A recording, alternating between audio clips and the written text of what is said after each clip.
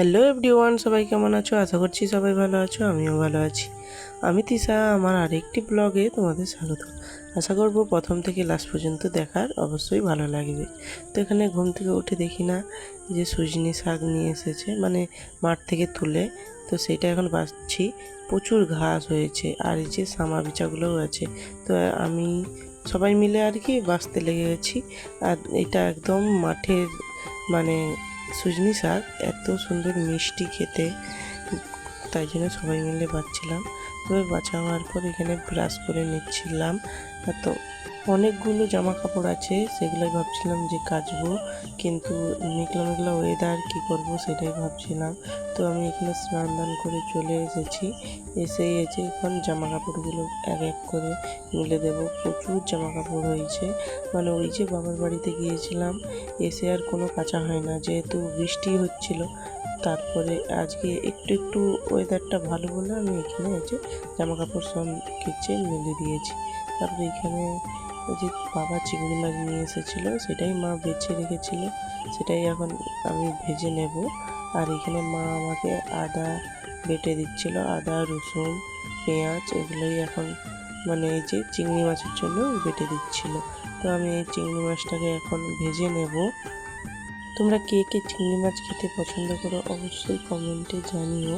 আর ওই যে চিংড়ি মাছের যে নিস আছে, আর ওগুলো দিয়ে একটা বড়া করা হবে, এই জন্য এই যে এখানে মুসুর ডাল ভিজিয়ে রেখেছিল 1 ঘন্টার মতো, তো সেইটাকেই এখন বেটে নিচ্ছিল মা।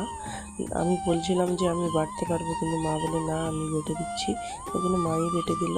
আর এখানে এই যে চিংড়ি মাছগুলো যেগুলো তুলেছিলাম সেগুলো ভাজা হয়ে গেছে, এই জন্য আমি এখানে তুলে নিচ্ছিলাম। আর মা এখানে সব ডালটা বাটা হয়ে গেছে, আর এখন সেই যে চিংড়ি মাছের যে নিস সেগুলোকে এখন বেটে নিচ্ছে, বেটে এখানে মানে ডালের সঙ্গে মিশিয়ে এখন তুলে নেবে। আর এইতে যাবে হলুদ লঙ্কা পেঁয়াজ নুন সব কিছু মাখিয়ে ভালো করে ভাজবো। আর এখানে আমি চিংড়ি মাছটা এখন রান্না করব বলে এই যে পেঁয়াজ বাটাটা দিয়ে দিচ্ছি। আচ্ছা, পেঁয়াজটা বেটে দিয়েছি, একটু গ্রেভি গ্রেভি টাইপের হবে, খুবই ভালো লাগবে, এই জন্য পেঁয়াজটা বেটেই দিয়েছি, কুচিয়ে আর দিইনি। তোমরা চিংড়ি মাছ কে কীরকমভাবে রান্না করে খাও অবশ্যই জানিও। অনেকে টক খায়, অনেকে ঝাল খায়, আবার মালাইকারি করলে তো আরও ভালো হয়। কিন্তু আমাদের মানে আমার ননদের মেয়েটা দুধ খায় না বলে এই জন্য দেয়নি। আর এইখানে এই যে দেখো আদা রসুন বাটাটাও এখন দিয়ে ভালো করে নাড়ি চাড়িয়ে নেব। আদার যে কাঁচা গন্ধটা চলে গেলে এখন টমেটোটা আমি এখানে দিয়ে দেবো।